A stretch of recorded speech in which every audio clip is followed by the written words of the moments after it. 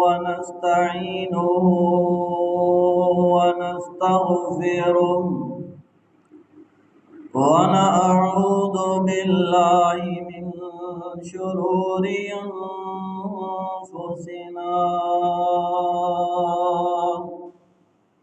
ومن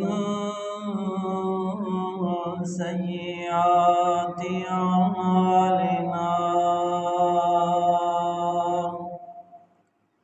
من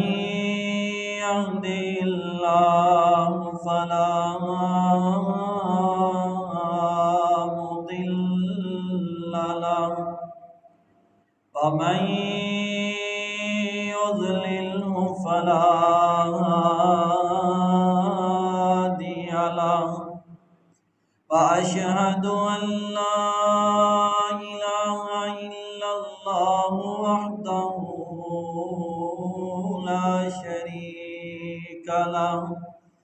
وأشهد أن محمدا عبده